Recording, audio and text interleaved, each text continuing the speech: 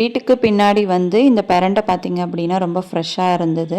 அதை வந்து கட் பண்ணி கொஞ்சம் துவையல் பண்ணுவோம் அப்படின்னு சொல்லிட்டு கொஞ்சமாக தான் எடுத்திருந்தேன். ஃபஸ்ட்டு வந்து அதில் இருக்கிற அந்த இலை இது எல்லாத்தையும் வந்து நம்ம கட் பண்ணிடணும். அதுக்கு முன்னாடி பார்த்திங்கன்னா எண்ணெய் வச்சு நல்லா கைக்கு முன்னாடி பக்கமும் பின்னாடி பக்கமும் நல்லா தடவிக்கணும்.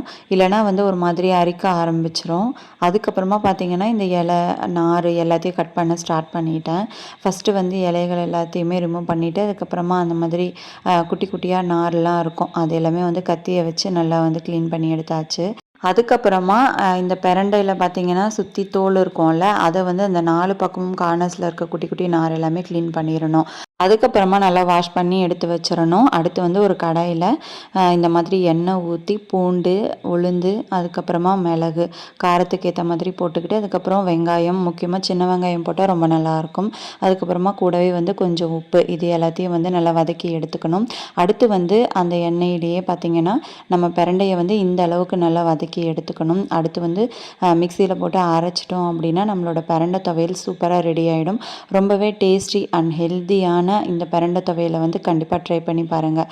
நெக்ஸ்ட் வீடியோவில் பார்க்கலாம்.